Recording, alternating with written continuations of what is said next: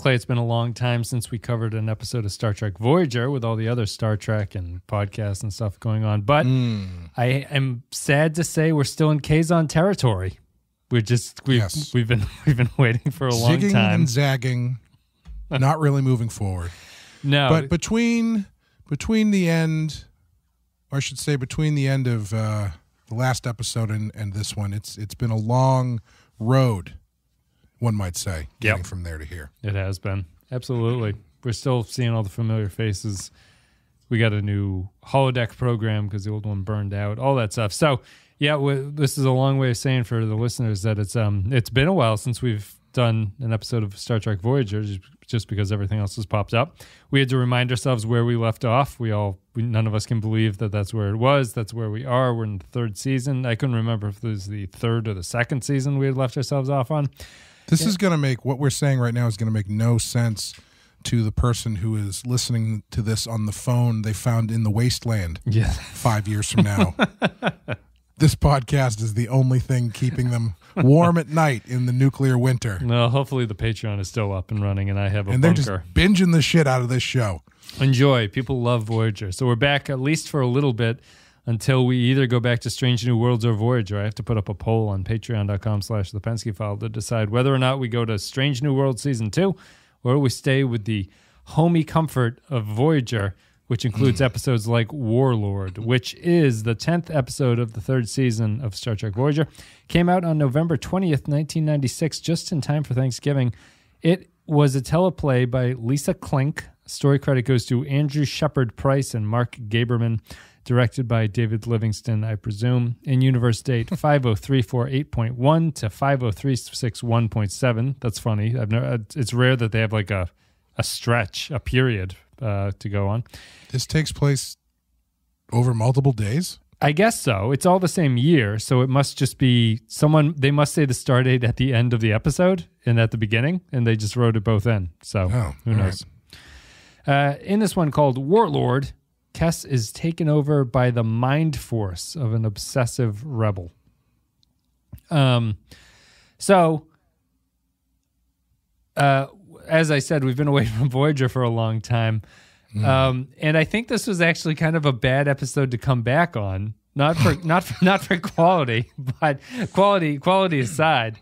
A lot of stuff happened. I feel the need that I have to clear this up front. So a lot of stuff happens in this episode that I think are maybe a little bit surprising. And I guess so first of all, the Shea Fook is apparently gone at this point, and it's been replaced by this Caribbean thing on the holodeck. Right. Well, I can say it's a bad place to come back in because the first thing that I see on Voyager after how many months or whatever off is just a close-up of Neelix's disgusting feet. His troll feet. And I was eating breakfast when I watched this, and it almost made me stop my breakfast and the show at the same time. He's giving horrible facial expressions as he's getting a foot rub. Yeah, Neelix's feet. So they have. So the bar is gone in the holodeck going forward. So we have this. Oh, really? So this is just we have this what we're looking at? Yeah, this is what they're going to be hanging out at, which is surprising. So this is a long way of just saying that this episode surprised me because when I read about it afterwards, I was shocked that it felt like a new beginning in some ways. So like the holodeck is one thing, and this is going to maybe this is surprising news to you. Kes and Neelix actually break up in this episode. For real? This is the end of the relationship of those two. Well, if I had to guess why, I think it's probably because when Kes went into this Caribbean paradise, she's never seen anything like this before, right? No, she I hadn't either. Far away. Yeah. She watches Neelix go up and get a plate of spicy Paraka wings. And he asks for a special sauce. They don't have the sauce. Yeah. And he just walks away from the wings. And that hurts her so deeply. I have never identified with Kes more. I'm assuming this all happened. We don't see it in the episode, but I'm assuming in my mind's eye, I have my own personal experiences that I'm bringing to this episode. I understand. What I'm saying is I understand why she breaks up with him. She's a stronger person than I was. Yeah. In a similar situation. No, he couldn't get Neelix couldn't get the tartar sauce. It was a whole plate of free food. Just walked away from it. Well, it's holodeck food. As Amy said, does that food really exist? And so you have to question it. Can you get full from holodeck food? I think so, but if you left, it would be like you never ate it, right? Oh my God, that is just such a... It's like a bulimia thing. Oh, that's like the best and the worst thing I could possibly think of. Yeah, without the horrible vomiting, you just don't gain weight. Yeah. Yeah, it's a Kess episode. We're back with Warlord. But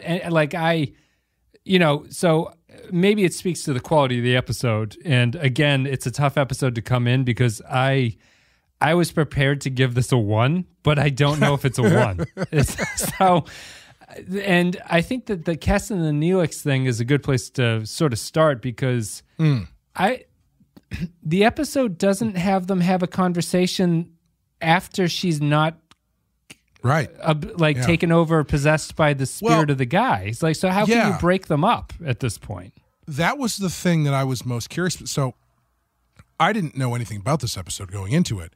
And so once things start going down, like first when she breaks up with Neelix and then when she helps the other ones escape, my first thought was, oh shit, is this the last Kess episode? Because I know she leaves at some point. And so I thought maybe whatever happens in this episode this is how they write Kess off the show.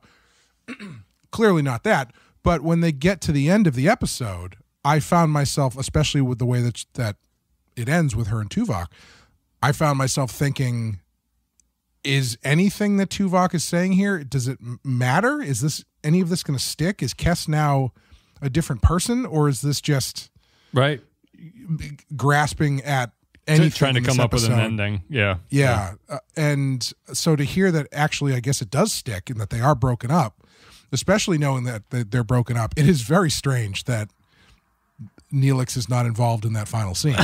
Yeah, I mean, or any conversation after it. I was really surprised by that, reading that, because I look at the reviews afterwards to see what people are saying, and all the reviews just bring up the fact, because they're all written post the show, they're like, this is the last Neelix and Kess relationship thing. So because what's sitting right there, I think, is the conversation where Neelix goes, I'm so glad to have you back. I knew that when those things that you said to me when we were at lunch, I knew it couldn't be you. I knew it couldn't have been this other thing. And for Kess to be like, no, I said those before I was taken over. Right. Like that kind of thing, which they don't do. He might have been an asshole, but he's not wrong. Is that what you should say? After, right. Yeah. Or, I feel like that's the zinger at the end, is that, no, she really did. That's really how she felt. That was before she was taken over by the ghost of this Warlord guy. Yeah. But they don't do that for whatever reason. But. No, it's really strange. And I think that it's, I think it actually speaks to a larger problem of Voyager's writing, really, which is that they, it's the stuff we've talked about all before. Voyager doesn't seem to take itself and its show particularly seriously. It doesn't really think that it needs to explain the end of a relationship that has been on the show for 3 seasons. Yeah. And it's very Milchian. Yeah, it is. It's maybe not really 2 episodes from now, Kess is going to be like, we've been broken up for 6 weeks. But the time jumps are so confusing. So yeah, I find I was surprised by it. I think it's I can see wanting to abandon a storyline, right? But I think that after you've put so much time into at least this, like, the lip service of these two are in a relationship, you can't just pull the plug on it like that. You can pull the plug, but Neelix has to have a scene at the end of the episode where he says, like, we're actually broken up now, because otherwise it feels like you've just abandoned it and you don't think that any of it mattered in the first place, which is probably just really the worst thing you could probably do. At least try to do something to wrap up your own storyline. Yeah, it's a very strange choice, and it does make it, as I said, it's difficult to feel like anything sticks if they're not going to have that scene. Right. Like if they just come back in the next episode and they're just broken up, it's going to be very confusing. Yeah. I guess the other side of the coin is that if you were to so Amy doesn't watch the show regularly, but she watches every once in a while. And this was the first time watching this episode, she was unaware that Neelix and Kes were even dating. So that's the other side to it. Yeah, there's the Neelix and Kes thing has never really been a thing that felt like it was a real relationship. Right. Because there's so much weird shit attached to it. And they've never spent really any time. There's a couple episodes where they, something happens to one of them and the other one's like, but I love him or her or whatever. Yeah. But, if once Neelix's lungs get taken out, she's like, but I love the way he breathes. His death rattle just turns me on. But they've never really gotten into it because there's a lot of weird shit attached to it too, like the fact that she's 2 years old. Yeah, and he's lives to be teaching her everything, or 4 or 8 or whatever. And I think you end up asking too many questions, like what kind of are they?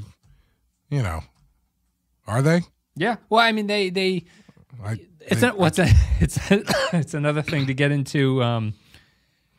Because the episode itself, Kes's breakup language is along the lines of like, you're my first relationship, so I didn't know things could be better than this. Right. And so it's like there's all this stuff that you could talk about here. Yeah. And I feel like in the modern time, the internet discord or discourse would be that Neelix is clearly grooming her. Yeah. She lets him off easy, really. He's a clownish character who does, like, his actions are actually worse than things the show wants to let on. But I think that's part and parcel of, I don't think the show takes itself particularly seriously. So it's not going to really examine what this means or what the breakup means or really get into what this means for Kes, because I can't imagine that Kes is a different character on the show going forward. It's just the fact that they're not going to tell you constantly that they're in a relationship anymore. Well, I'm curious to see, because as I've been saying since we started this, I actually don't hate her character. I think she's a pretty interesting character, has the potential to be an interesting character. Yeah. Because of all of the weirdness that's attached to her.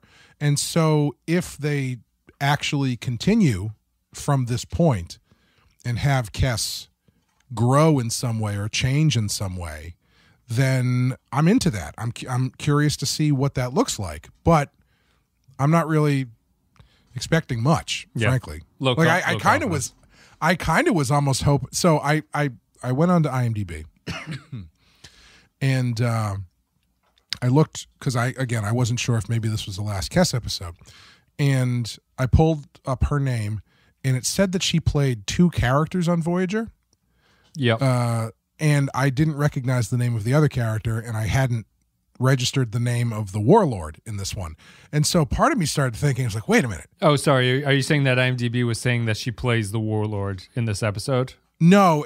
It says on IMDb she's listed as Kes / like Palaxia or something. Oh, okay. It was just a completely different name. That is not the name of the Warlord. But I didn't at that point know what the name of the Warlord was. Yep. And so I was thinking, is this going to be like an Angel situation? Swishing it up, not Buffy reference, Angel reference. Is this going to be like Angel, where she comes back to the ship, but now she is actually has this Warlord spirit inside of her? Because the way that they were saying, the body's the same, but she's long gone mentally. Yeah. I thought they were setting it up to be like, how do we change this character without changing the actor? Gotcha. It's like a Tom Riker situation. Yeah. And I was like, okay, I'm into that too. Because I liked what she was doing as the Warlord. I thought it was probably the only interesting thing in the episode. So part of me was kind of thinking, okay, maybe she comes back to the ship and she's now, it looks like Kes, but she has this Warlord mentality driving her ship. Likes threesomes. Always down for a threesome. But they didn't do that either. And so it's just, I don't know. I feel like that final scene with Tuvok is trying to make it seem like it's going to have long-lasting implications, but kind of hedging their bets and kind of going halfway with it, where they can bring it up if they want to, but they can also just business as usual from here on out. Palaxia is a character that Kes played in Jetrel, which was an episode we saw where there's that Neelix one where Neelix was like a survivor of like an atomic blast. I don't know if you remember that episode. He has that hallucination where Kes is in the burnt makeup of looking like a girl. Oh, sure. Yeah. And that's apparently her. I did not remember that, but that's what it is. Yeah. I'm just saying. I'm amazed I got the name right. Yeah. Saying it here. It was very, very, very good. Yeah, I'm only bringing it up just in case so people listening go like, what the fuck is Polaxia? Because I wouldn't have remembered that either. So I found the ending of the episode to be... It's sort of the common Voyager thing I'm finding now. Like, I generally think that they end well. Like, the Voyager has a tendency to have a fairly decent ending scene between two characters.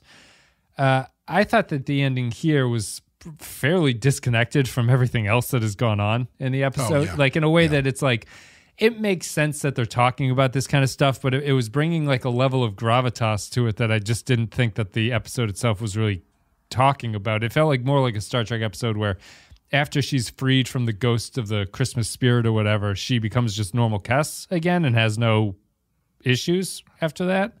Like, I didn't think the guy was making her examine anything. I thought this was a really boring episode of Star Trek. It's a possession story, which has been done quite frequently. Yeah. The politics of this planet are fucking boring. The fact that they don't have the budget, like the fact that the show portrays an insurrection as like 4 people running into the palace and taking over and stuff like that is like, wow, this is a really low budget. None of the conversations were interesting. A lot of the scenes felt like a high school play when like in particular the black alien guy that they meet, whenever he had a line, he would always like stand behind someone and recite something in the worst like theatrical way. Yeah, he definitely had that theatrical Shakespeare accent going. But I mean, like, I kind of understand, you know. You got nothing else to do. You got to do something.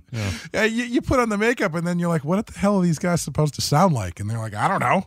Make it up. Do what it. Do you think? Do your best, just to make them sound like Klingon. Yeah, and the Voyager aliens continue to have this weird thing where someone's like, put some cabbage on their heads to make them aliens. Yeah, really weird. I was going to mention that the guy who plays the one whose father gets killed at the beginning, who's on Voyager, is the guy who plays Victor Pascow, who is the ghost that keeps showing up in Pet Sematary. Oh, there you go. And in that movie, he also has a giant head wound on his head. He's got the mugshot for it. You can check that out at patreon.com/the Pensky File. You can listen to Clay talk about Pet Sematary with Amanda.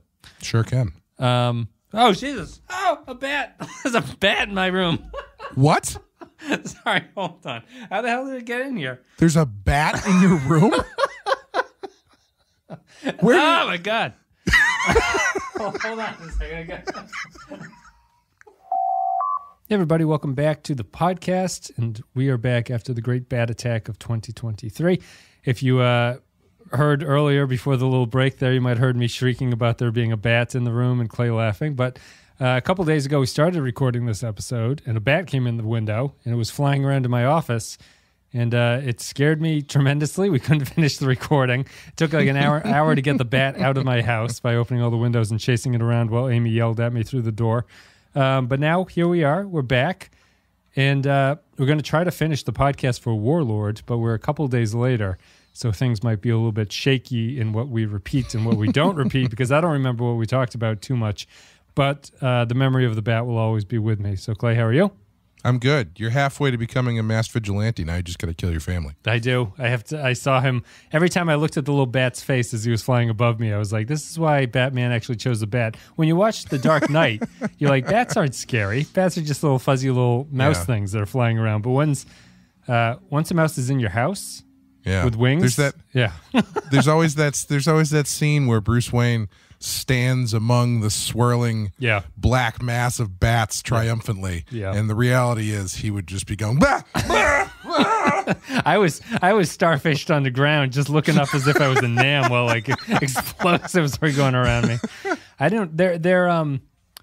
I learned something about bats, though. They seem much more erratic than they actually are. If you, because I was down there waiting for the stupid thing to go out the window for so long, they're not as crazy flying as they seem like they are when they first see you. I think that must just be like your human primate reaction to seeing one or something. But like if you're laying and watching it, they're pretty methodical in how they sort of like fly around at least a room and what they land on and stuff like that. And it doesn't seem as crazy. And they never crash into anything. They're very good at flying. So they're better than birds. They got that radar. Yeah. They do. And that's why it was surprising he couldn't get out the window. I would have thought that was like home free. We had a bird got in here once in the other room that's upstairs. And that thing was like half drunk trying to get the bird out. Like the bird can't fly and it's like bumping into everything and it's running around and stuff. So the bat was a little bit more graceful, even if it was more horrifying to have to deal with. It went into the radiator and I was trying to get it out of the radiator because of course it went into the radiator. And I was poking at it with like a broom and it was biting the broom and making this like horrific shrieking. It sounded like in the movies, if I were to like try to sort of tap two bomb wires together to make a sparking thing to make it like to test if that was the wire, it would make this hissing noise that sounded exactly like an electric short circuity noise as it was biting the broom. So I'm just imagining it's like in Bram Stoker's Dracula where it will like crawl into your closet and then you open the closet to reveal it's turned into a giant human-sized mass of rats. The rat king is living in my closet at that point with wings. Your crucifix bursts into flames when it looks at it. So I apologize to everyone for screaming and shrieking in the last episode, but we are here to try to finish this. So, Clay, are you prepared for Warlord Part 2, which fortunately was not an episode of Star Trek that we had to watch? But let's do it. I think we talked about everything. So I only have a couple points that I wanted to cover. So Jennifer Lien, however you pronounce her name, I think we're going to hear from a couple patrons. I read a couple reviews praising her performance. I sort of strongly disagree, I guess. Like, I don't think it's bad, but there's and I don't think the script did or any great shakes, but there's this thing that can happen when you have a sort of petite female who is in one of these genre shows and gets possessed by like a crazed warlord or serial killer or something like that. They can kind of come across like a petulant child when they're delivering dialogue that is supposed to seem a little bit more like gravitas to it. Yeah. You know, and I found that like she's sort of like marching around in those endless scenes where she's ripping the masks off of her guards trying to find Tuvok or whatever. You know, storming around, sort of yelling at people. There's a scene where she like it pans off and she's sort of saying like, hello. I don't think she did a bad job, but she's not an actress that I think is the right move to give that kind of material. I thought she was pretty good. Okay. I think what it is that she doesn't really get to do much on the show. And Cass is a very reserved kind of character. Yeah. And so I think a lot of it probably just comes from the fact that she's actually getting some room to ham it up a little bit. Yeah. And I thought she was fine. I thought she was serviceable. I thought she was, I said it in the first half. She's probably one of the more interesting parts of the episode. Just seeing her get to stretch her legs a little bit. Yeah. But yeah, I understand. I know what you mean. I found it a little clowny. I found it like. Yeah. I mean, it's also the fact that the episode doesn't have a tremendous amount to say about the possession of Cass. Yeah, I think the thing is, I think what you're kind of cueing in on is. There is a lot of times when you get a character like this, or you give someone a character like this, male or female, it kind of ends up feeling the same way because I don't think that they're really putting any kind of interesting new spin on it. It's just sort of like you're a big boss, badass, go, and they always kind of end up coming out the same kind of way, and I feel like you can tell when people actually kind of think about it for a little bit and try to craft a performance instead of just making it feel like an acting exercise. And this probably feels closer to an acting exercise, but I think it's good enough. Yeah. I certainly don't think she's, I don't know. It's it's not a great performance, as I say, and it's hindered by the fact that it doesn't really about anything when she's possessed. I found most of this stuff like on the planet to be sort of like over the top kind of theatrical acting, as I think we talked about in the first part. You know, the thing we didn't get to is this has big Enterprise energy, this episode. Oh, you think like so? This, I think so, yeah. Like whether it's the ending up in the middle of a civil war on a planet with very nondescript, indistinct aliens with bumps on their heads. No culture to the aliens at all. It's just the bad guys are just a warlike culture that wears dark gray. Yeah, and has some sort of vague hold on the culture and society. That's fair. Through the fact that it's not really about anything, and there's no B plot really. It's just sort of this. Yeah, and the ending is pretty silly. The ending is it turns into a gunfight, which is very. I think it turns into a gunfight. Yeah, like extent, they right? storm the Voyager crew stormed the the palace. which is very. The Enterprise does that stuff all the time, and so it felt like it was very proto-Enterprise to me overall. That really stuck out to me when the Voyager crew stormed the ending. It was piling onto the fact that if the planet is at civil war, but there's only like 6 people that we ever see on the planet, and for some reason it really stuck out to me. I know this happens all the time, but when the Voyager crew ran in, I was like, wow, they just send all the senior staff down to rescue her. That's an interesting, bold choice into this gunfight. But I know they always do that. I don't know why it stuck out to me in this episode in particular to be something to comment on, but it did. Oh, and also they send someone down in disguise. Right. That's what they do that a lot in Enterprise. That's an Enterprise special. Yeah. Yeah, I guess it is kind of an Enterprise-y. The structure of it, I think, is kind of Enterprise-y. And then there's also that scene where clearly, before they started shooting, someone decided to make a set visit and inform everyone that, guys, I tried the best that I could. They won't let the girls kiss. They'll let us get right up to the line, but they won't let them kiss. I'm sorry. I'm sorry to everybody, myself especially. Don't be too hard on yourself, Rick. Brandon will give us this episode the punch-up that it needs to get us into Enterprise territory. Do you, I mean, I guess that's it's the switching of sexes is something that it like in this one, it just kind of, happens and it's sort of a byproduct and the episode doesn't really care about it all that much.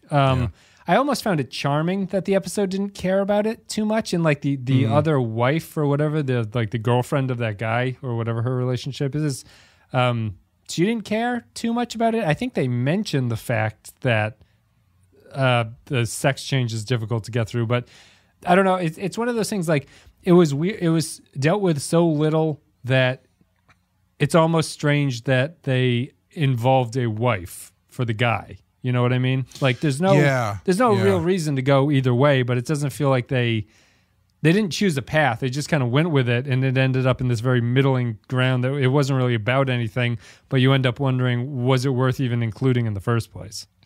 Yeah, I feel like if you're gonna really get into that, that's gonna take over the whole meat of the episode, and that's well, I mean, it's not replacing anything in this, like that. So that, like, why not? Almost. Yeah.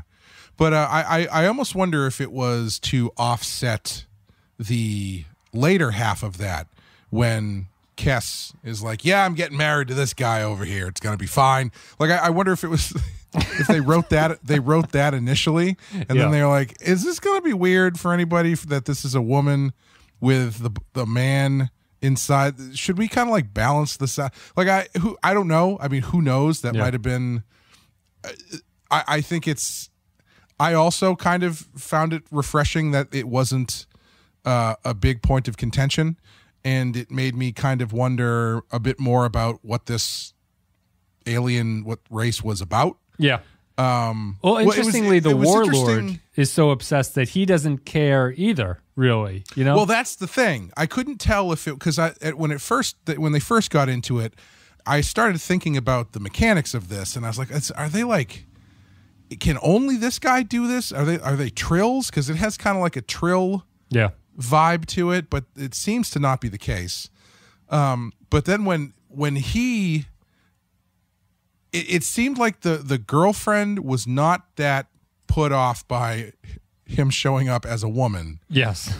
But then, I guess it's she wasn't that, because I was going to say she seems more put off when she says I'm marrying this guy, but I think that was probably just more that she's marrying somebody else than it was that it was marrying a man or anything. Right. So, yes. Yeah. It's the betrayal aspect is what they're trying to play at there. But again, it's like it's the most interesting thing about their culture, frankly, because it's the only thing we learn about. It's the only them. thing, besides their Cabbage Patch heads or whatever. I think, and the fact that they have oddly placed floor length mirrors just in the middle of the room for some reason.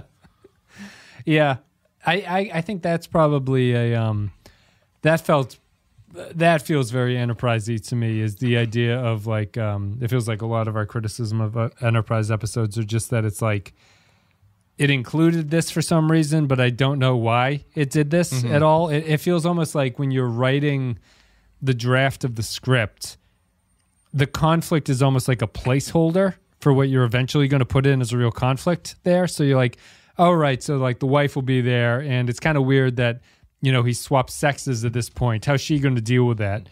Oh, but anyway, let's forget about that. But it still stays in the script for some reason. The really interesting thing about it actually is that it kind of brings up some questions, because obviously Kes, I'm just going to say Kes for sake of ease, Kes is marrying this guy for political reasons because he's the son of the king or viceroy, the legitimate ruler or whatever it is called. Which means that this was not an option if the Warlord was still in a man's body. Oh, sure. So what are the sexual politics on this planet from that standpoint? Right. Yeah. Like I think the implications of this, having them breeze right by it, makes the episode a little bit more interesting if you want to put that much thought into it. But I don't know if it deserves that much thought. But because my point about the I would agree it also probably doesn't, but it is kind of like a weird driving force behind it. Like the Warlord is so, I think his name is Tyrion. Tyrion is so obsessed with like Tyrion's sex switch does not change his. Like he's like, I'll marry a man, sort of. Like right. It's funny that I'll do it. I will do it.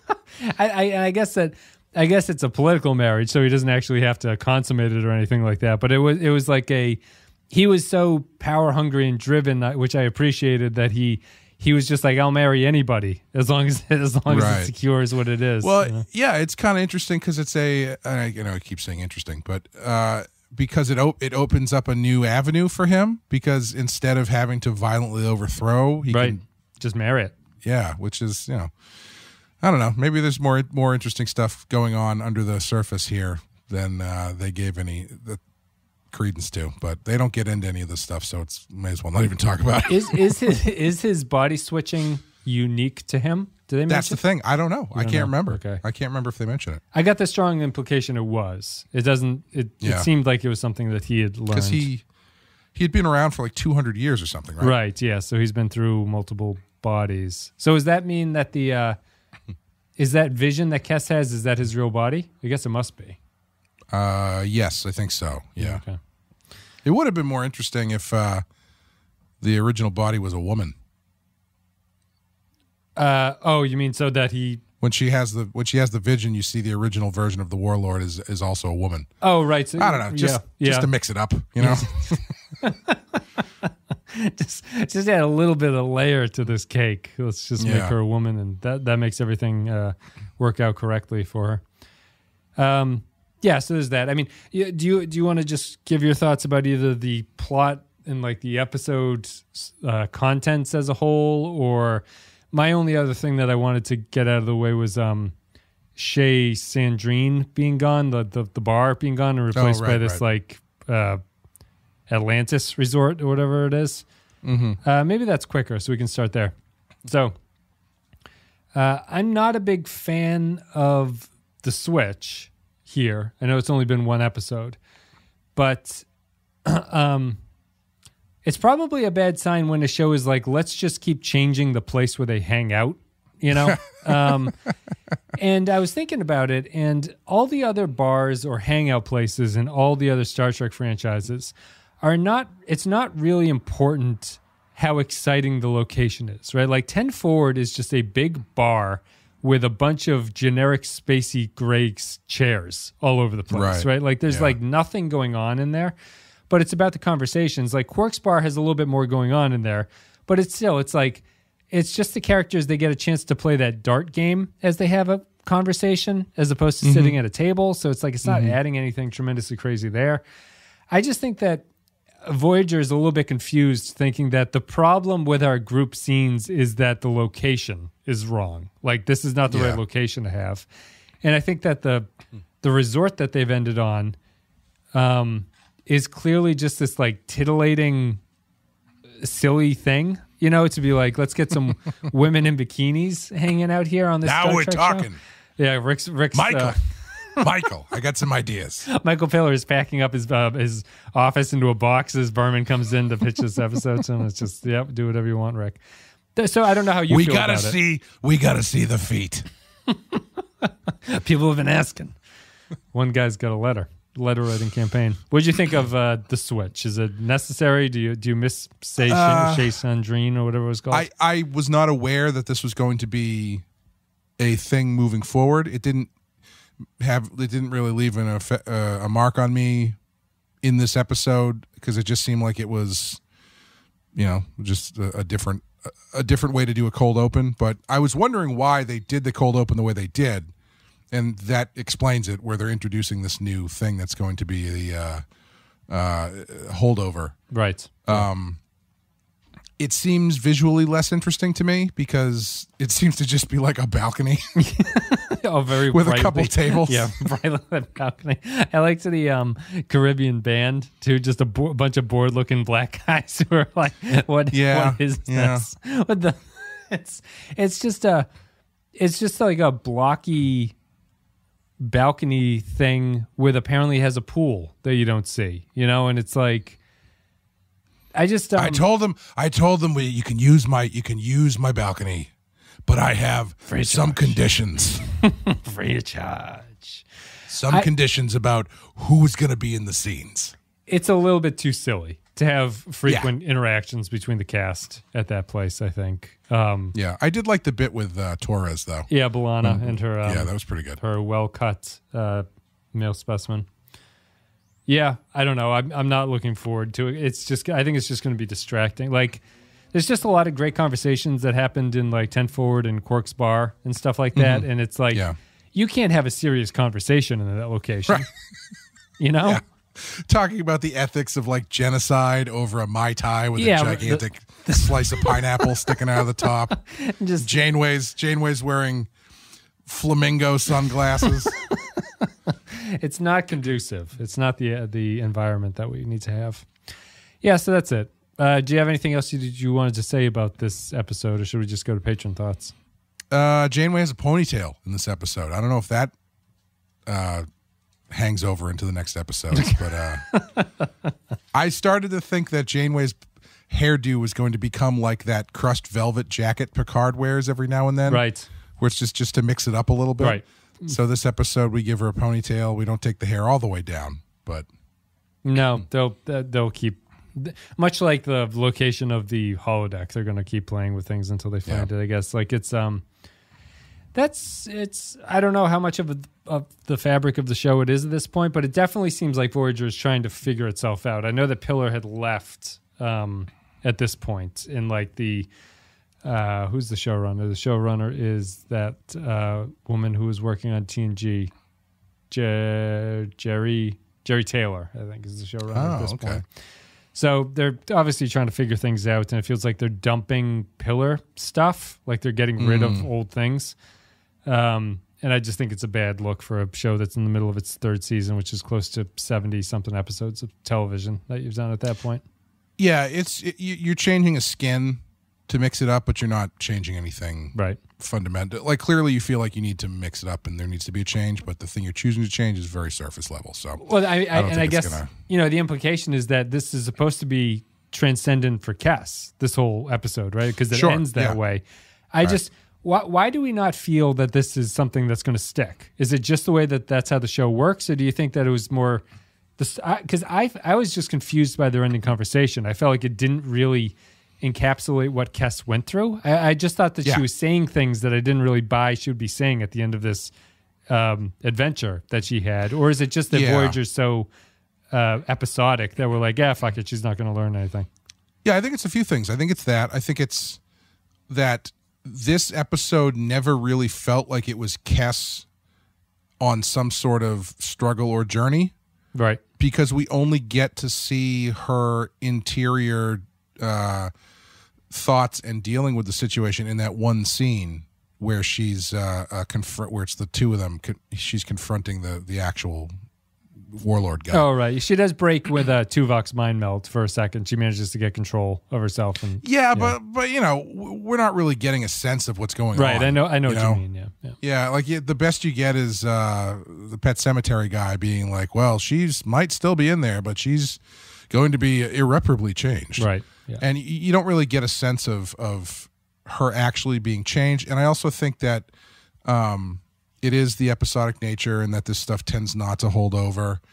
And I also think it is because that final scene, like there's no final scene with Neelix where she says, no, I'm serious, we're done. Right. Like I think that would be the one that would indicate that this is something that's going to hold over. Yeah. I mean, I guess that's the weird thing too, because you can see that in with the Neelix relationship could come through her relationship with the guy's wife or whatever that relationship is, right? Like they can mirror the relationship that's equally as bad in the Warlord and his wife and have Kes go through that as a different person, you know? They could have done something to tie it together. And then she, you know, as that relationship crumbles or whatever, she gets exposed to the whatever backstory they make up for those characters and the conflict that the Warlord and his wife are going through. She can then end the episode by living through that experience. She has a new perspective on her and Neelix being together, and that's the end of it. You know? Yeah, something like that. They don't do anything like that. All right. So, is that it, or did you have anything else you wanted to say? No, I did like the one scene where she, as the Warlord, is giving out orders. And she's like, I want artillery on the highest points of the castle parapet. And I also want flowers everywhere. I thought that was pretty good. That was fun. She loves plants. Kes is a big potato grower. All right, we'll just go to Patreon thoughts then. If you guys enjoyed the content today and you want to support the show, you want to leave your thoughts about upcoming episodes and we read it, patreon.com/the Pensky File is the place to go. You'll get exclusive pictures of the bat. I'll put the bat up there if people want to see the pictures of that. And yes, you do see the feet. You do see it's horrible little Neelix feet. No extra money. All patrons, so join at any level to get pictures of the bat. I'll put that up. And you can leave your thoughts about upcoming episodes. We read them. We've got a bunch to go through here. So let me go into our little Discord chat room, Clay, so I can send you these. I will read the first one. It has been a while, right? Kyle Barrett says, Warlord, now that we're in season 3, watching a Kes episode, even a bad one like this, just makes me sad knowing the character hasn't got long left on Voyager. Yes, Kes and Neelix as a couple are a problem on the show, but getting rid of Kes to correct it instead of him is like trying to treat a brain tumor by getting a haircut. Kes rejecting Neelix and calling him out on his bullshit is the best thing she's done, and yet it's treated like the first stage in her possessed psyche insanity. Jennifer Lean is fun to watch, even though the more attempted Shakespearean tragic leader character is less Macbeth and more Mirror Universe. And farewell to Shea Sandrine as the holodeck hangout, and hello to Sandals Jamaica. I wonder if they have tartar sauce. 2 almost gay kisses vetoed by Rick Berman, who may be a homophobe, but he's no badger baiter out of 5. Excellent Peep Show reference there. I'll do the Seba's poem.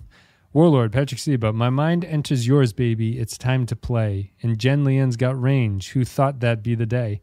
Cook gets 2 foot jobs for those sexy knobs, and we saw a mind meld that counts as 3-way. 3 surprisingly fun performances from Kes out of 5. I'll be honest, every time I hear the word Warlord now, I can only think, do you remember that SNL skit where Phil Hartman plays Clinton, and he's on a jog? And he goes to McDonald's. Yeah, and he's explaining how the aid they're sending to Africa keeps getting intercepted by warlords by eating everybody's food. Yeah, it's pretty good. It's a good sketch. Tactile Bear, this one's short too. Warlord, at least they replaced Tom Paris's pool table brothel. That aside, a good idea for an episode, but one that suffers from Kes's actress not being able to really pull off the evil dictator. Also, we meet the first of a series of alien species with unnerving nostrils. I only noticed their cabbage heads. Yeah, they had 4 nostril holes, which is kind of disturbing. Yeah. Well, this one is Bob J. Coaster or Quester. Go ahead. Warlord, please put me in the column for loving Lean's performance in this. The moment where the Warlord says that Kes waits for him when he sleeps is a favorite and a nice turnaround of the shining trope of a good person losing control to an evil force. So I guess the both sides of the ledger are even here. I think me and Tactile Bear did not like the performance, but you and Bob are tremendous fans of the performance here. Yeah, Jaron Hatch says, Warlord, this shares a lot of DNA with DS9's The Passenger, and this is one of those rare instances where Voyager does it better. Jennifer Leanne does a great job channeling the character she's playing, and you can really see it in the mind duel scene she has with Tyrion. Aside from that, it's fairly average stuff. I guess this episode is noticeable for introducing the new holodeck hangout for the crew, but it's not as memorable as the more atmospheric Chez Sandrine. 3 hilariously awkward breakup stories out of 5. This next one is Justice for Toon Shoe, which is coming right to you now. Warlord, a cold open that begins with Tom and Harry getting cock-blocked by Red Alert while the camera zooms in uncomfortably on Neelix's dancing feet. And then we awkwardly transition into a scene of the Doctor basically saying bag and tag after failing to save the life of an alien.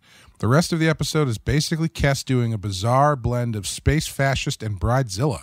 These aliens look like the horrifying results of a Kazans and Brussels sprouts orgy. God bless Voyager Season 3. 2 Kes freakouts out of 5. Yeah. Aaron Million says, at no time ever have I wanted to see Neelix's feet. I am now trying to remove that image from my brain. Beyond that, Leanne gives a great performance here, playing opposite of her usual demeanor. This episode has some faint echoes of TOS's Return to Tomorrow, where Spock is inhabited by an evil mind and tries to kill Kirk. It also made me think of the TNG episode Brothers, with Data taking control of the ship after Soong activates a chip inside his network. So this concept is not new to Trek. Voyager does an okay job on it, neither a great nor bad episode. 3 pairs of Neelix's nasty feet out of 5. Boy, the performance seems a little bit divisive, I guess. Yeah. Kensido says, Warlord, never have I seen a Star Trek actor fight as hard against a script that is not on their side as Jennifer Leanne does here. 2 out of 5. Interesting way to put it. Woodrow says, Warlord, 00 Tuvok out of 5. Here's a short one. I can give you this one. This is Jonathan J.K. Morris with Warlord. Honestly, it's worth watching just for the actress playing Kes. Given material, she can really do something. Further tragic how things played out after season 3. 3 out of 5 for Jennifer Leanne's stomping around. I don't know. Changeling, Warlord. This episode was very horny and I liked it. This one felt very fast-paced, albeit a little rushed at times. Well, the sexual metaphors continue, but Jennifer Leanne brought a lot more energy in her dual role. I wonder if this is a pun. He wrote duel as in like fighting duel, which it kind of is. So that's a very nice wordplay. That's the trouble with autocorrect, isn't it? You can never tell if it's a pun or if it's a spelling error. Is the AI being funny or is this just me?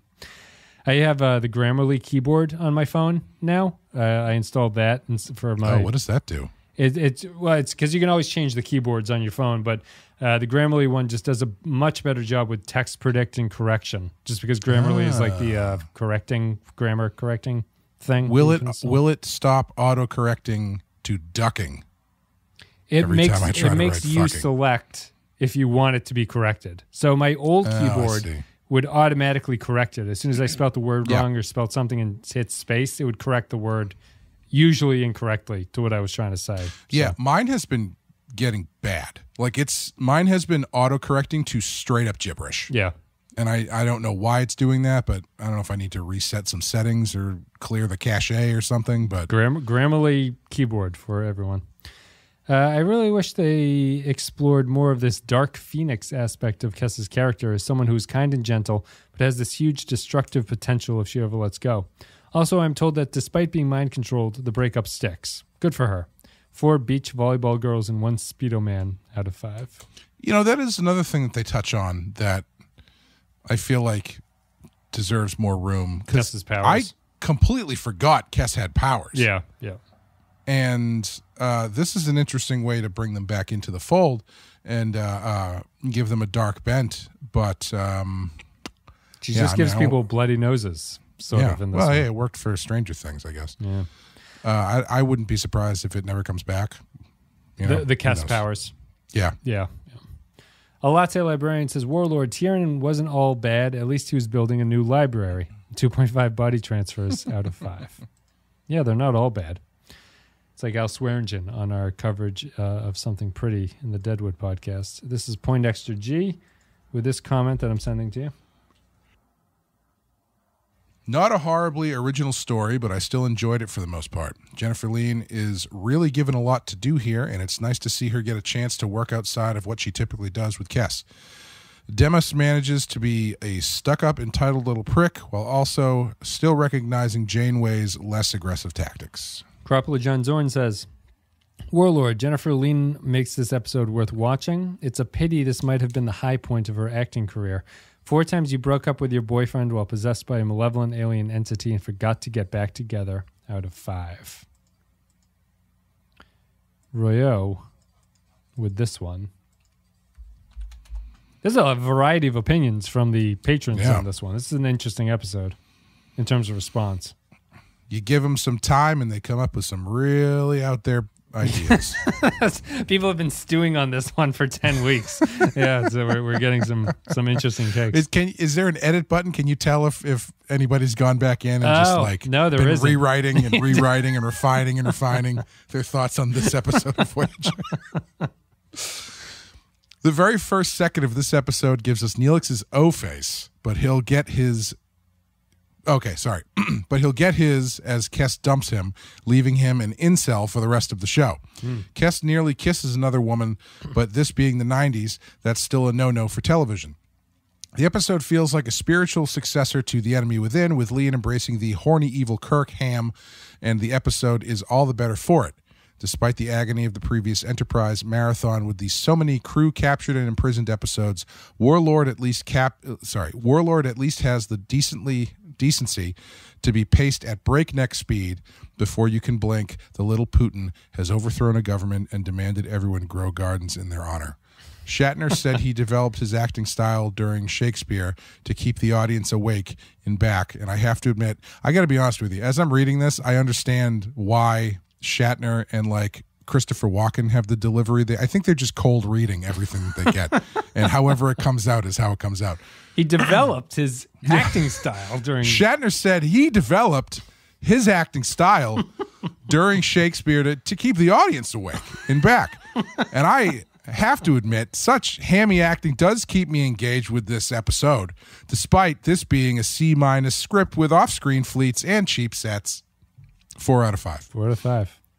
Yeah, the performance doesn't save the rest of the episode. I can appreciate people did, but yeah, it's certainly. I certainly just don't find it to be a performance that bumps it up in terms of our score. I wouldn't say it saves anything. It's not saving anything, but it's probably the most interesting bit. It's the only thing going on. I'll give people that, but Like a 4 out of 5. It's high. He's not the first one to give a 4 out of 5 on this episode. It's just surprising to me. Although I hate Star Trek now, as everyone keeps telling me. So Norman Buckwald says, Warlord, yes, Deep Space Nine's The Passenger preceded it, but this is a much better possession from escaping death episode. Jennifer Lean proves her acting chops in that wonderfully directed scene that uses both Kess's quarters and the Warlord's lair is absolutely fantastic and brilliant. 5 bleeding multi-nostril noses out of 5. Guys, I know Star Trek Picard just ended, but this is people are going hog wild on this episode of Star Trek Voyager. Malo Pervoso, although I am glad everyone liked it. Is it me or does something about this episode feel pretty weird? He capitalized pretty weird. Like for a Star Trek show. 1 or maybe 2 out of 5. So that's basically my commentary on the podcast itself. I'll read this short one from Matt Ross, and you can have Artorias's next. So, Matt Ross says, I hate this episode. Maybe it's because DS9 did it better with The Passenger or any Trill-like episodes. Maybe it's Neelix's feet. Maybe it's Kess's leather outfit and the mustache twirling of the main bad guy, although Jen Lin did eat up the scenery. Ugh, next please. 1, I don't know what to make out of this episode, out of 5. And this is Artorias with Warlord. Artorias. This episode for me was very bland, and I find myself asking, what was the point? It's an episode about Kess where we only get about 5 minutes of Kess. So if the point at the end is the experience changes her, but we don't see the experience from her point of view, then all that's left is a hollow shell of an episode because I honestly don't care about the Warlord. All exposition on her character development, nothing really seen. Oh, and it seems everyone is a hedonist. A low 2 Speedo-wearing male gigolos out of 5. So that's basically what I was saying. I think that's the best comment so far. That's the in terms of summing up what I think is the problem with the episode. It's that. Yeah, I would be more open to the new holodeck thing if it was people just getting weirder because they've been out there so long. It's like, yeah. You know, the bar ain't really doing it. We need to push the boundaries here to keep our sanity. Yeah. So let's go to hedonism too. Temptation Isle. Yeah. Temptation Isle on Fox. Amy Fuckboy Island. Amy was watching this and she had the question. She said, "Do people have sex on the holodeck?" Which, as we know, clearly does happen. But it's an interesting difference between because I brought up to her, I was like, well, DS9 was just constantly the subtext of all holodeck stuff was that someone was fucking on the holodeck. Mm-hmm. Like it's just that's the way that it was sort of played up. They never explicitly said that, but I don't know. It's a difference between the two shows, right? Where nothing serious seems like it would happen on the Voyager holodeck in a way the DS9's holosuites seem to be set up. And you know, that's because I'm all for your idea of like, we've been out here a long time and we need to start, you know, the crew's just pent up. Like things have got to happen and we need these sexy holodeck places to make that happen. But, you know, it's Tom and Harry with like goofy Mai Tais talking to holodeck women. You know, it's just weird. It's not sexy. It's just strange. Do you think that they ever played like a hazing trick similar to? Do you remember the scene in? Here's a contemporary reference for you. Do you remember the scene in MASH, the movie, when they all set up in front of the showers and then they pull the thing and the I can't remember the woman in MASH is taking a shower and she's all embarrassed. Do you think they have anyone ever does the holodeck version of that where when they know someone's going off to have sex, they wait like 5 minutes and then just go computer and program and then the whole thing shuts off? Just mid-thrust. I would imagine. I mean, that's, you know, in our Tarantino Star Trek that I still fantasize about, that would be something that would certainly happen in that, but not today. Not today. Brendan Neal Howell says, Warlord, so Kess wants to wear a leather collar, huh? I might have enjoyed this episode more if she'd sucked Neelix's toes as well. I wanted Q and his mariachi band to appear in Neelix's holodeck program. 2 white beach bimbos out of 5. If you want to see Jen Lean act, watch American History X instead. Oh, who is she in American History X? I have no idea. She's the X. Is she the girlfriend? She might be the girlfriend of Ed Norton. I'm not sure. I don't remember. Might be. I saw that once, like 25 years ago. Ben Sisko's in it too. It's a Star Trek Palooza. Here's Nick the Rat. I will send this one to you. Warlord, I want to punch Neelix in his O-face. That little troll thinks a recently widowed woman just needs to have some fun to forget her minutes-old dead husband. Kes runs like a goon, yet she did a great job acting in this episode. How did 9 people infiltrate a planet-conquering empire? I really hate when they try to cram and resolve a giant war within 30 minutes. I'll give this episode 2 fugly feet out of 5. Thank you very much. Undiscovered Mugato says, Neelix's O-face then panned down to his nasty feet is the worst opening 30 seconds in all of Voyager and possibly in the history of broadcast television. Clunky direction makes poor sets look even worse. Tyrion's completely unseeable death was unsatisfying.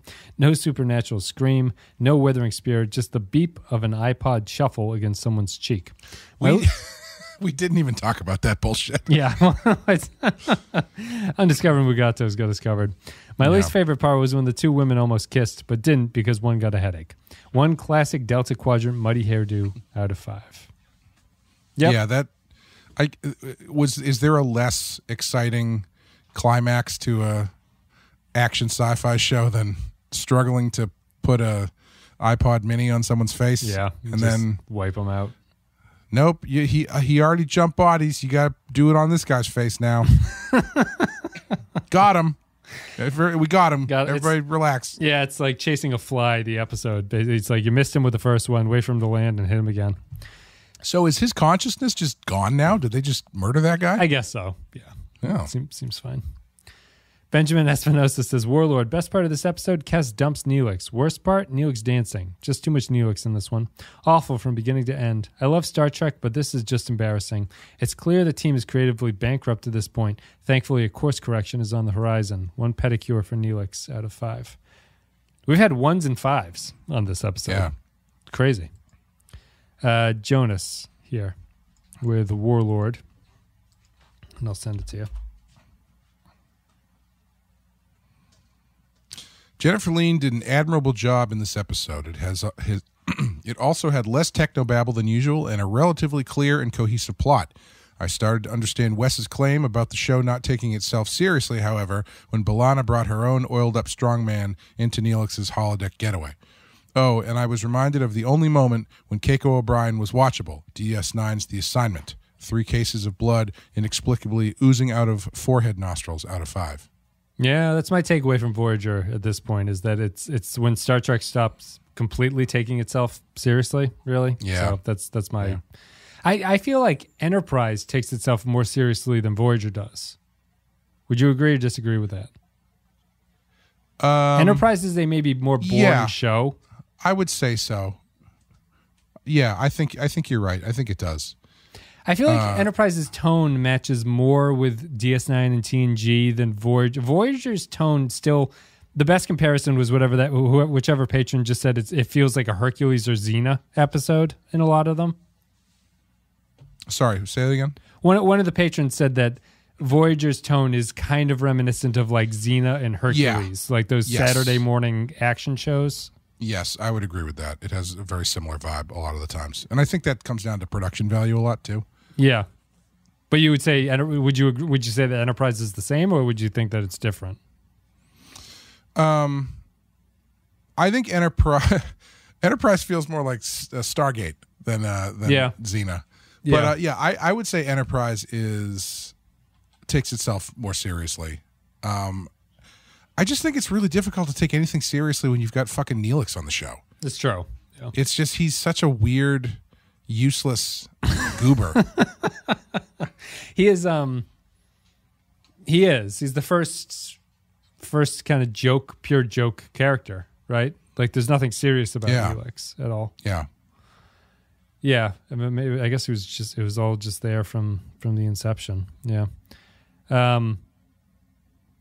Yeah, I don't think the show particularly takes itself seriously. I'm also, one other thing I was wondering about Voyager is that I wish on the feedback I knew like if people could have like a little bit of flair on their username or something, and I wish it showed the first Star Trek series you watched and grew up with. You know what I mean? Oh yeah, yeah. I wonder if I feel like Voyager is the one that is a split where like a lot of people came into the franchise with Voyager, I think, and people have said in the comments that like Voyager they can admit that it's maybe not the best show, but it's like their favorite of the Star Trek series just because they grew up with it. Sure. And I didn't, obviously. So like this is my first like real watch of Voyager, but it feels like it might be something that it's kind of splitting along those lines where I probably like TNG episodes more than these people thought was reasonable. Is that the last Warlord episode? That's the last comment. So we're at. Thanks, Jonas, for your final comment. Thanks all the other patrons for your comments at patreon.com/thepenskyfile. So Clay, on our scale of 1 to 5, I've cooled down a little bit. I'm not as hot-headed. I think I said in the first part I might give this one a 1. What are you going to give this one? I'll give it a 2. Okay. I'll give it a 2 as well, I guess. I found it pretty boring, though. Yeah. A tough one to come back into. A lot of changes were going on with the new holodeck adventure place and Neelix and Kes breaking up, I guess. But yeah, I generally just ask for a little bit more from the plot than a performance with like the most generic Warlord character I think that's ever been put to television. It just nothing came through. Even for Star Trek, this was pretty lame. Yeah, villain, pretty bland. So I'll give it a 2 as well. It's a weak 2. It's borderline a 1, I think. And I don't even know if it's Kes's performance that saved it, but it is what it is. So thanks, everybody. We'll both give it a 2. Let us know what you thought in the comments of this episode. Join the Patreon, patreon.com/thepenskyfile, all that other stuff. Listen to all the other podcasts and shows that are out there on thepenskyfile.com. All that good stuff. Clay, do you have anything you want to say? Yeah, we're on Patreon. Amanda and I are making our way through the video Nasties, and May is the Living Dead at Manchester Morgue, which I think will be a fun one, even though we haven't done it yet. And yeah, check those out. Check out Badass. We'll be talking the next episode of Badass that will be coming out. I don't know, when is this coming out? This comes out this Tuesday. We're just like right back to it. The next episode of Badass, Sean talks about his experiences at the Lake Como comic convention in Italy that he was out at a couple weeks ago, which is a pretty sounds like a pretty cool time. So tune in to hear that. What is that? The actual location? That's what it's called. Yeah, it's like this. It's this really exclusive convention that is only for artists, and there's only 1,000 people who are only 1,000 tickets sold for the show. Yeah. So it's a very high end thing. It's a lot of like art buyers and stuff, and gotcha. And so he went on this whole like 2-week long European tour basically, where his French publisher flew him out to do a bunch of signings, and then he went from there to Italy to do the show. So it wasn't, he said it was great, but it wasn't exactly a vacation because he was working the whole time. But. Yep. Interesting. Well, check out Sean's the Italian job that Sean starred in, and you can see that on the latest Badass podcast. It'll come out this week or next week. That's it. We're done. Thanks everybody for listening. The next episode is... I don't have my little sheet up. Hopefully it's the Q and the Gray. Right, it is. It's a Q episode. So we're back with Voyager. Thanks everybody for listening. And I guess the other thing is the patron poll, Clay. It looks like people want us to do Voyager, not Strange New Worlds, by a sizable margin, like not insignificant. So I'll let that settle for another night. But it's at 100 votes, so that's pretty much as many votes as we ever get on something. So it looks like Voyager might be the way forward at this point. I'll be canceling Paramount Plus. Thanks everybody for listening. We will see you next time.